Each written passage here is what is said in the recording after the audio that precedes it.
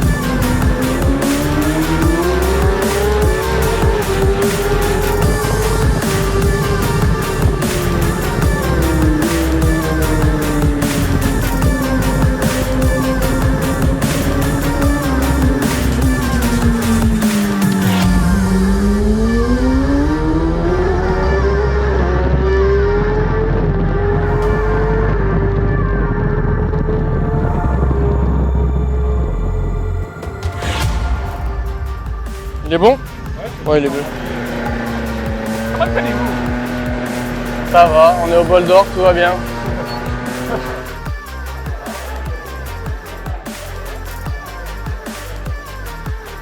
Je viens d'avoir la fin de la course du Bol d'Argent.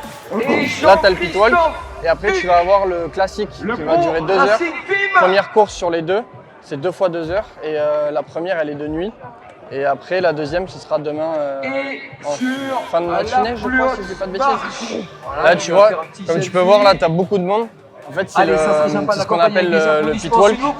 Ça se fait le vendredi soir, généralement. Et en fait, chaque personne un petit peu qui vient voir le Bol d'Or peut venir marcher et venir prendre son poster de son pilote, de l'équipe qu'il a envie de soutenir. Et tu te présentes, tu viens de demander ta petite signature, tu prends ta petite signature et après tu vas de box en box, tu peux regarder les motos. C'est plutôt convivial avec les équipes.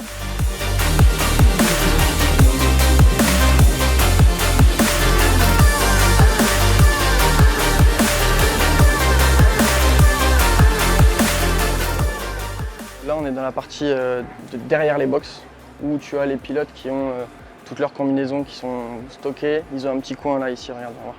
Ils ont un petit coin où ils ont toutes leurs affaires, justement. Être tranquille pour se changer, justement tranquille et être un peu dans leur bulle parce que 24 heures, c'est assez long et des fois, tu as quand même envie d'être un petit peu dans ton truc, quoi. Là, tu as une petite partie pour des écrans pour pouvoir suivre la course en temps réel. Et ensuite, on passe dans le box. Là, tu as la partie. Tu vois, les box sont partagés en plusieurs parties. En gros, c'est des grands box ici à Paul Ricard. Là, tu as la partie pneumatique. Tu as une partie un peu pneumatique ici où ils gardent les pneus qui ont été utilisés. Les pneus qui sont en chauffe, qui vont être utilisés plus tard. Ils gardent vraiment, tu vois, tous les pneus sous couve ici à ce niveau-là. Là, ici, tu as une partie établie où ils font équilibrage des roues, un petit peu tout ce qu'ils peuvent faire en dehors de la mécanique là-bas. Et ensuite, tu passes dans le box. Et là, voilà, tu vois, tu as tout le box. Bon, là, ils sont au mailles. Ils sont en train de mailler sur la moto de course. Là, tu as la partie un petit peu, tu vois, écran, quand ils veulent bosser. Ils bossent ici, ils se posent ici avec les pilotes. Tu as de la télémétrie, tu as beaucoup de données qui sont ici. Et ensuite, après, tu passes dans la partie box, course vraiment pure et dure. C'est le cœur du box, il est là, quoi, tu vois.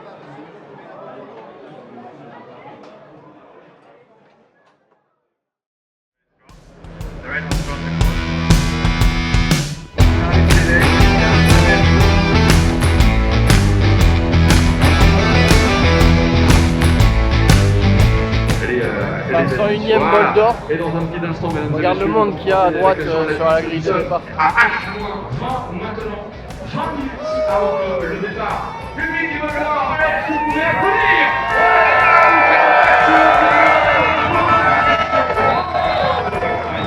Ils sont chauds, C'est génial que vous soyez là. Et il y a tout le monde qui est là. Également, bah tiens. On a tous les copains qui prennent le départ, c'est vraiment cool, on a été voir un peu tout le monde. Il fait chaud, il a plu beaucoup là avant que ça, comme tu peux le voir, tu vois, c'est encore bien mouillé, il a bien plu. Et là le dilemme c'est de savoir s'ils partent en sec. Grande pluie. Les pluies, ils risquent de les tuer. Là, on est avec une moto qui prend énormément de chevaux, donc les pluies ne vont vraiment pas durer longtemps. Comme tu peux le voir, est-ce que vous étiez là pour le premier des 30 vols d'or en 70 c'est encore bien mouillé. Concrètement, c'est encore bien mouillé. Et vu le soleil et vu qu'il fait chaud, ça va être vite séché. On verra le choix des équipages. Il risque d'y avoir plusieurs choix et ça risque d'être intéressant sur le début de course. C'est la décision du pilote, c'est qui prend la décision du pilote. Quand c'est comme ça, c'est le pilote.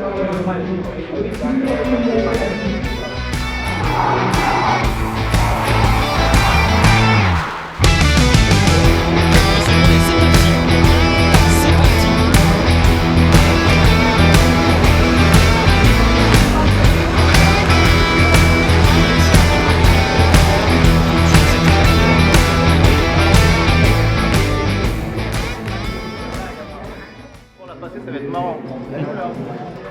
Ouais, c'est ça, tu vois, jusqu'au premier tour, tu peux encore utiliser la moto.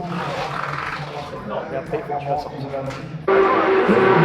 vois, là, ce qu'on disait tout à l'heure, on a expliqué qu'au bout d'un tour, tu peux sortir la moto. Donc là, ils ont sorti la moto du stand. Et là, ils sont en train de quasiment de la démonter presque totalement pour qu'en cas de chute, ils puissent récupérer les pièces qu'il y a dessus, quoi. Au moins, comme ça leur fait entre guillemets une donneuse d'organes en cas de problème.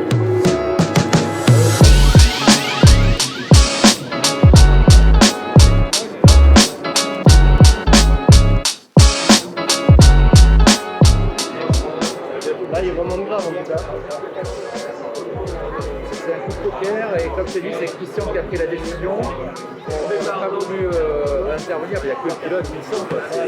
C'est 20 minutes de roulage, le temps la pluie a été séchée.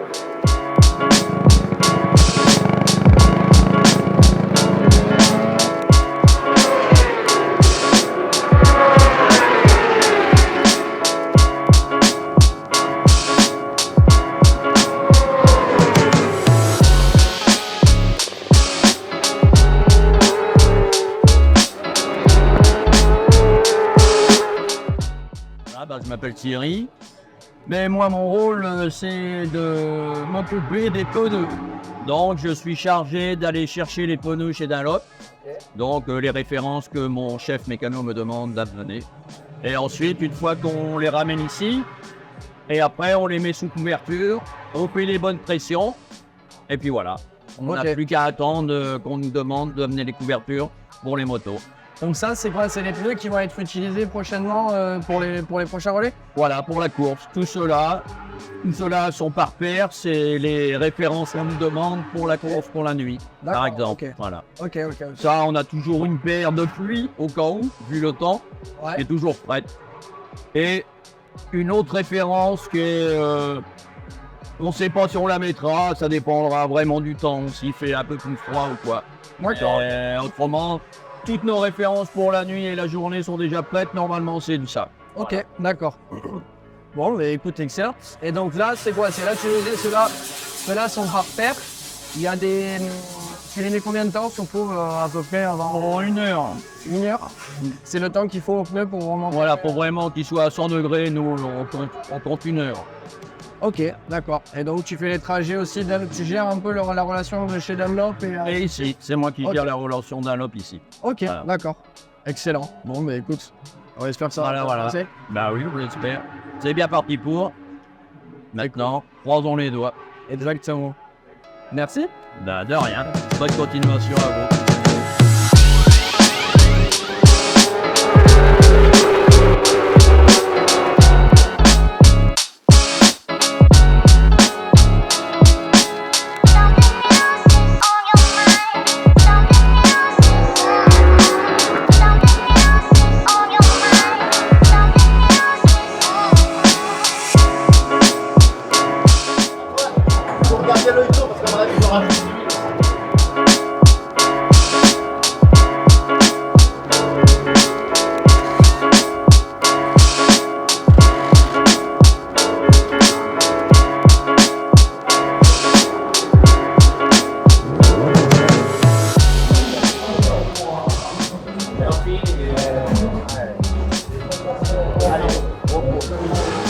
Alors je m'appelle Leveillard Benoît, je suis le team manager de l'équipe sur les courses. Après à l'atelier, je monte les motos avec certains de mes compatriotes qui sont ici. Voilà, là on est en pleine course. En pleine course, j'ai pleinement le rôle de team manager, c'est-à-dire stratégie de course, conseil pilote, coacher l'équipe technique. C'est vrai qu'on est beaucoup sur les écrans, mais on regarde aussi l'aspect purement technique, est-ce que la moto aille bien. Quand je reçois les pilotes, j'écoute les conseils, prendre les décisions, quel type de pneu mettre, est-ce qu'on tire un peu en essence ou pas. D'accord. Donc tu prends des récaps à chaque fois quand les pilotes rentrent, tu discutes Oui, un peu bien avec sûr. eux. On discute avec eux, on fait un peu le point sur l'état de la moto. On fait aussi le point avec mon responsable, le ravitaillement, voir ce qu'on a consommé, est-ce qu'on peut faire un peu plus ou pas, suivant ce qu'on peut faire ou pas. Quand on change les pneus, on prend les pressions pour regarder si on peut garder la même gomme, savoir ce qu'on peut faire. Toute la course en fait, tout simplement. quoi les... Et puis décider surtout à quel moment il faut que les pilotes ils poussent, Voilà, qu'ils c'est roulent ça, tranquille. exactement. Voilà, toute la stratégie autre. Il y a Et un pour peu des l'instant, consignes quand même de Voilà. mettre plus de gaz ou moins. Voilà, c'est ça, de rouler en 57, ou non, là maintenant il va falloir forcer, ou alors non, pour l'instant, rester calme. Voilà. Et là justement, actuellement, ce serait plutôt quoi les consignes Là, pour l'instant, il faut juste qu'ils roulent en 57, 58. Il faut qu'on essaie de ne pas se faire trop distancer par la 55. En rythme de croisière, pour l'instant, c'est un peu dur. On a la capacité de pouvoir forcer et on va le faire, mais pas tout de suite. Donc là, on est actuellement en bagarre, tu nous disais donc avec la 55. Voilà, on n'est pas trop en bagarre, elle est déjà bien partie, Ok. mais on est confiant. Et après, 24 heures, c'est vraiment long. On c'est n'a très toujours long. pas passé le premier tiers. Là, il nous C'est vrai reste, que pour rappel, on est à peine à 6 heures de course, si je dis pas un de peu bêtises. plus, ouais, on est à 6 heures, ouais, 6 presque heures. 7 heures. C'est ça. Mais donc c'est vraiment très long et jusqu'au premier tiers, je m'affole pas. D'accord. Est-ce que peut-être contrairement ici au Bol d'Or qu'au moment, la nuit, il y a peut-être moins d'écart de température, donc moins de risques liés à des fautes que pourrait faire ou à des- Oui, bien sûr, il faut que les pilotes soient vigilants, mais je leur répète à chaque fois, c'est sûr que s'il y a de l'humidité qui arrive, il faut qu'ils fassent gaffe aux lignes blanches et toutes ces choses-là. Ça fait partie de l'encadrement et oui, la nuit c'est différent, mais la moto chauffe moins aussi, mais elle va plus vite, nos chronos sont meilleurs, hein. On vient de faire notre meilleur temps en course là, alors qu'il était complètement nul. Bravo, excellent. Et je te remercie en tout cas. Et puis, Pas de soucis, et je te avec dis bon plaisir. courage pour la nuit. Merci, vous aussi, amusez-vous bien.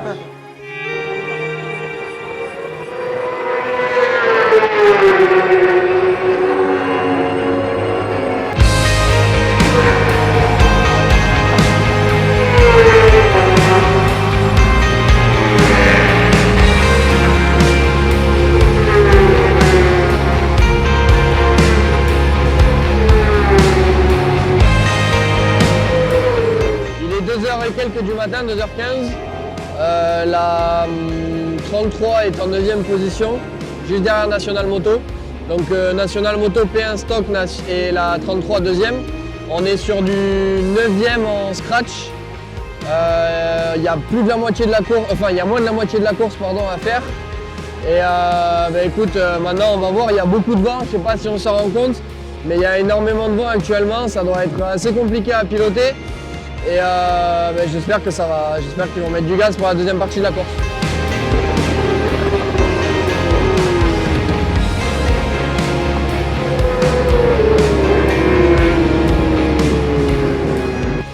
Bon allez, il est quelle heure? Il est 5h15. On va essayer de prendre les gars un peu en flag. Je pense qu'ils doivent être pour certains un peu en somnolence, à mon avis, un peu comme nous d'ailleurs. Et on va voir ce que ça donne finalement.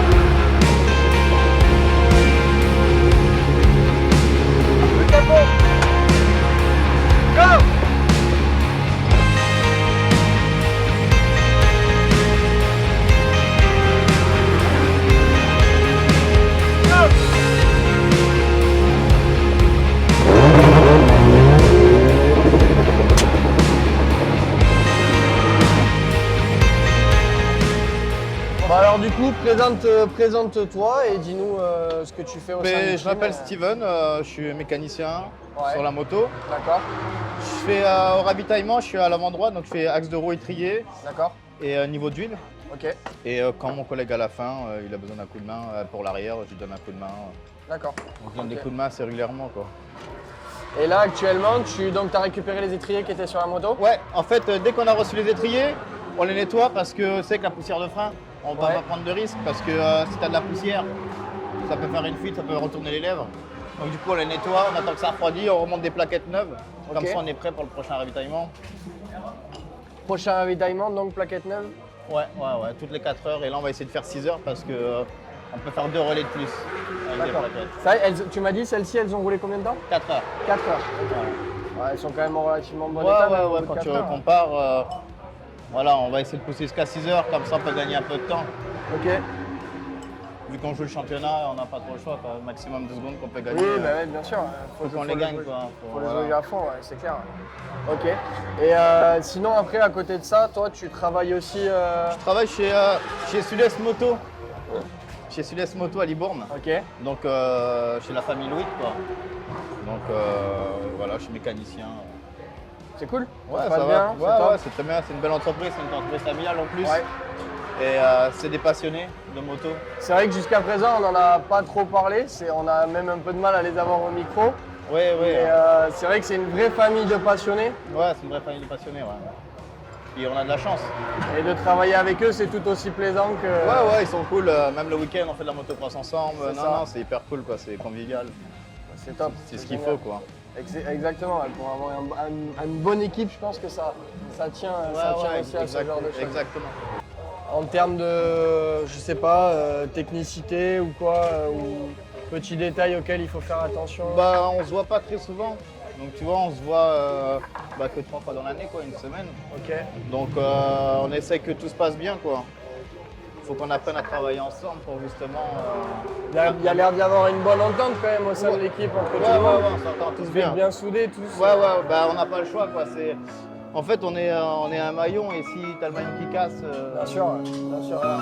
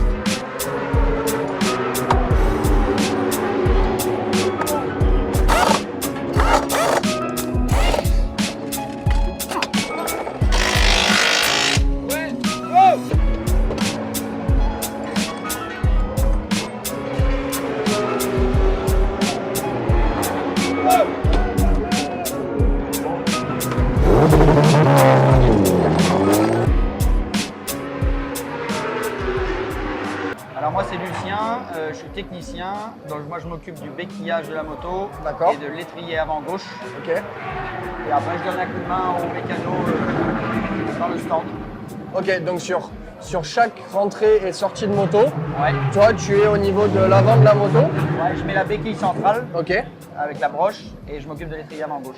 D'accord. Donc ça implique, quand tu t'occupes de l'étrier avant gauche, ça implique quoi exactement quand tu le sors, tu le changes? On change les plaquettes là ici au bol toutes les 6 heures. Ok. Donc en fait, il y a un relais où on fait l'essence, Ok. simplement. Un autre relais où on change les roues. Donc là j'enlève l'étrier mais je ne le déboîte pas. Et un autre où je change d'étrier. C'est des étriers, ça n'a rien à voir avec la vitesse, c'est des étriers spécifiques à l'endurance? D'origine. D'origine, c'est de l'origine. Quand on est en stock, on n'a pas le droit de les changer. Exactement, ok. D'accord, donc quand tu changes, ça t'arrive de changer l'étrier complètement? Ah oui? Comment ça se passe à ce moment-là pour changer On a l'étrier? des raccords rapides, Stoby là. Ok, Et d'accord. du coup, en fait, je dévisse les deux axes et j'ai un quart de tour à faire. Et puis, D'accord. Et tu gardes la pression? un étrier neuf, voilà. Tu gardes tout la pression Ouais. dans l'hydraulique? Ok, Ouais. d'accord.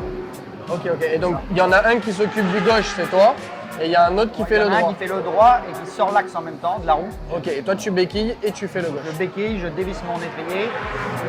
L'autre devant enlève la roue, remet la roue. Et celui de droite enlève l'étrier et l'axe. Ça prend environ combien de temps à peu près sur un relais à faire?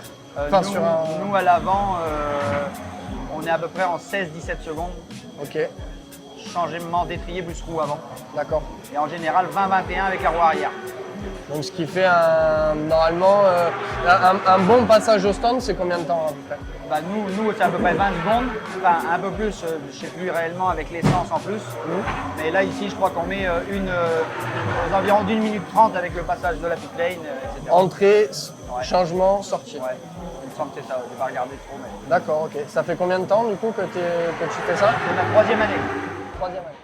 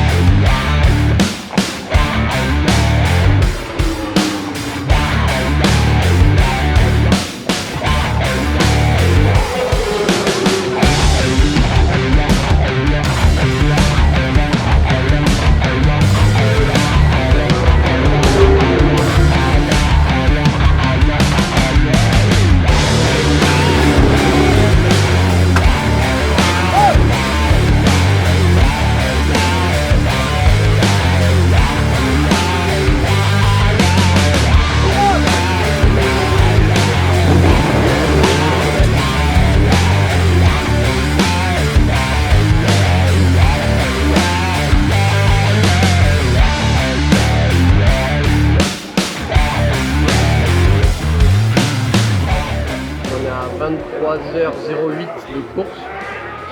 Donc il reste moins d'1 heure. On est dans le même tour que la 55.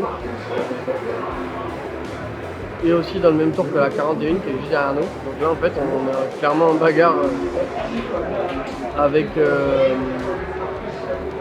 motostops pour le podium en fait par la face.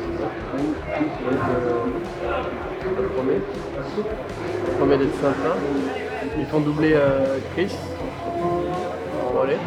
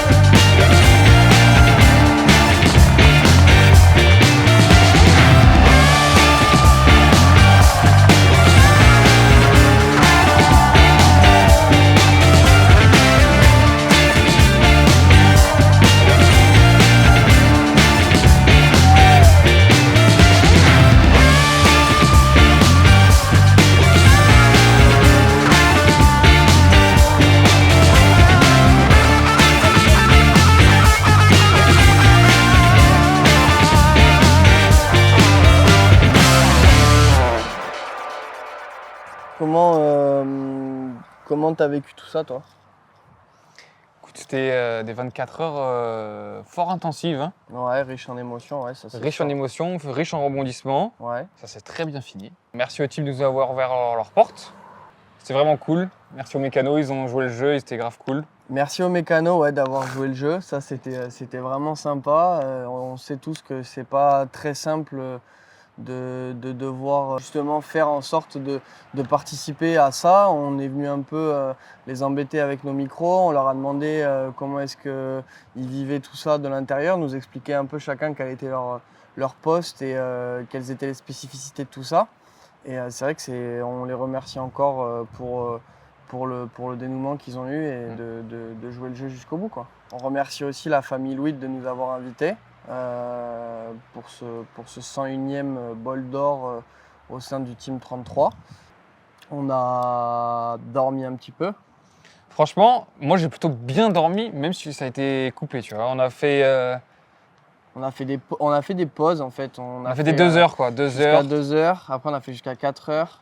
Après, on s'est rendormi à 6 heures. Et là, on a fait un peu plus. On est resté jusqu'à 10 heures. Je pense que c'était un bon rythme.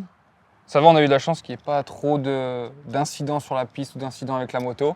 C'est vrai qu'il y a eu à un moment donné une grosse chute le matin qui a engendré une chute collective avec plusieurs Pilotes. Je crois qu'ils sont 10 à être tombés. Il y a eu 20 minutes de safety car, c'était impressionnant. Mm. Mais 20 pilotes qui sont tombés au bout de Signes, qui est quand même au bout de la ligne droite le premier virage au bout de la ligne droite du Mistral. C'est-à-dire que là, les pilotes arrivent à plus de 300 km/h de l'huile sur la piste. Ça s'est tombé vraiment comme des petits pains et on a eu beaucoup de chance, entre guillemets. Enfin, ils ont eu beaucoup de chance que personne ne soit fauché par une autre moto. Ouais. Parce que quand on voit les images, c'est quand même assez impressionnant. Après, d'une manière générale, c'est un bol d'or qui s'est quand même relativement bien passé. C'est vrai qu'il y a eu des abandons, mais il n'y a pas eu de grosses chutes. c'est vrai que pour nous, il s'est plutôt bien placé. Ouais. Pour la 33, oui, c'est sûr. Pour la qu'il s'est 33, bien passé. super. Ça a été assez fluide. On pense quand même aux copains. Ouais, bah oui, on pense aux copains. On pense à Johan, malheureusement, qui suite à une chute avec un autre équipage, n'a pas pu finir sa course. On pense à la belle performance de Enzo. Ouais, qui est sur le podium. 3e stock, Ouais. qui finit sur le podium. Ça, c'est cool. Ça fait plaisir de voir les gars du championnat de France Super Sport être sur un podium en championnat du monde de WC. Je trouve ça quand même plutôt sympa. Un peu les boules pour Loïc. encore une fois pour Loïc, parce que malheureusement, il n'aura même pas pu faire un relais. Ils sont tombés en panne très rapidement. 16e tour. Ouais. Donc il n'aura pas pu montrer ce dont il était capable. Après, il a déjà montré prouvé, à Spa, etc. Il a déjà montré et puis il a plus vraiment à montrer quoi que ce soit. Je veux dire, c'est un mec qui a roulé en mondial, etc. Il a pas grand-chose à prouver. Alan, Monsieur Téché. Ouais, les boules pour Alan, ouais, c'est clair. Ouais, les boules pour Alan aussi sur la Honda numéro 1 du FCC qui aussi suite à une panne mécanique a dû arrêter. Mais bon, après voilà, tout ça c'est les joies de l'endurance, comme on peut dire. Ça a été aussi le cas pour le Team 33 d'avoir plusieurs soucis comme ça dans les années précédentes. On a loupé des podiums à cause de casse mécanique et ça fait partie du jeu, quoi. Mais là, c'est vrai que cette année, ça s'est plutôt bien passé. Les 3 pilotes étaient homogènes. On a un Christian Gamarino qui a été vraiment très bon pendant toute la course. Et moi, je pense notamment à la fin de course où il a doublé son relais. On l'a vu arriver dans son dernier changement. On l'a vu arriver vraiment déter. On lui a proposé de doubler son relais. Il n'a pas hésité une seule seconde. On a vu dans son regard que limite, il aurait voulu le proposer lui-même, quoi, tu vois, de doubler son relais. Il est reparti déter. Physiquement, pour un vidéaste qui suit tout le week-end des pilotes et un team, c'est quand même assez physique, moralement comme mentalement, parce que tu fais aussi un petit peu une course d'endurance, entre guillemets, toi aussi, dans le sens où tu essayes d'être le plus présent à tous les postes, que ce soit dans la pit lane, que ce soit en dehors, que ce soit d'être un peu au courant de tout ce qui se passe, etc. On essaie de rien louper, en fait. Ouais. On essaie d'être là au bon moment. Et en plus de ça, on essaie aussi de créer un peu de contenu en même temps. Ouais, voilà, c'est pour ce que j'allais dire. pouvoir On a créé quelques reels qui sont visibles sur mon compte Instagram, qui seront peut-être visibles sur le compte Instagram de Team 33 Accessoires et aussi de Team 33 Louis Moto. On n'a pas chômé quand même. Enfin, je sais pas si c'est parce que c'est la première fois, mais j'ai l'impression. Non, franchement, c'était un bon week-end. C'était un bon week-end.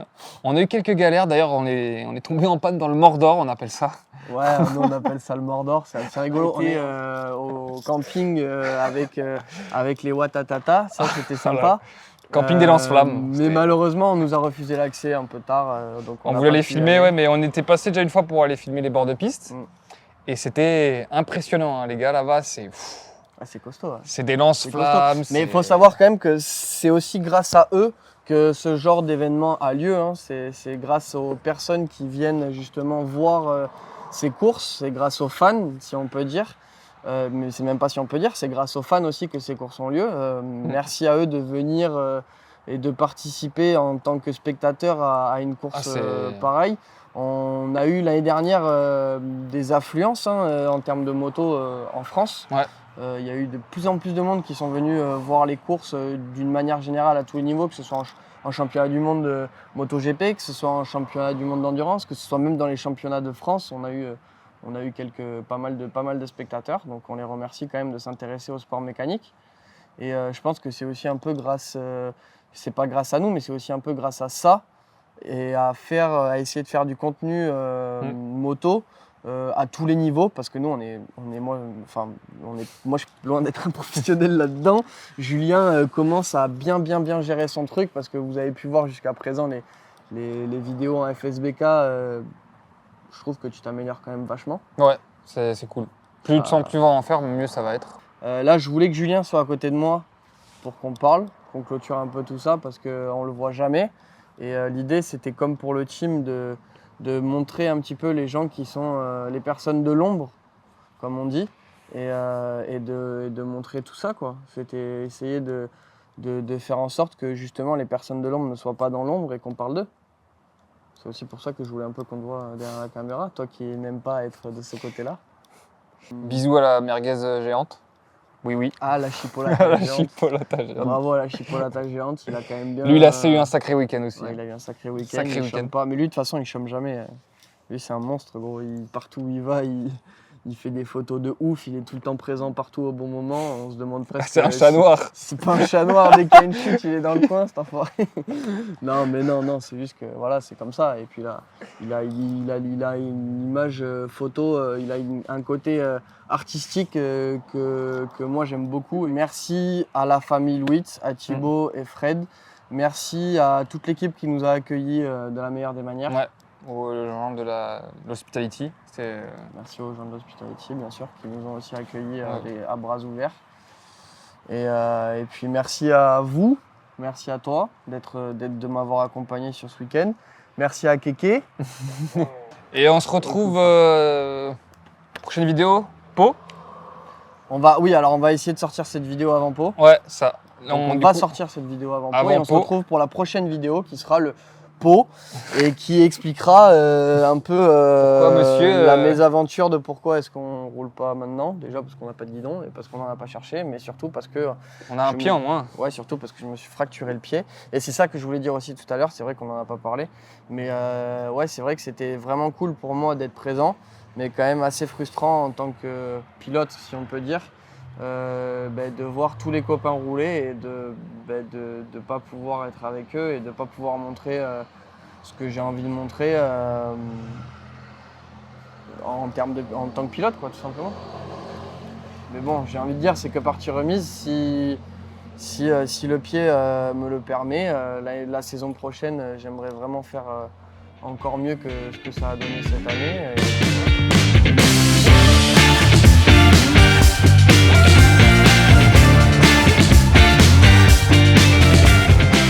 Like, comment, abonnement. Abonne-toi, commente.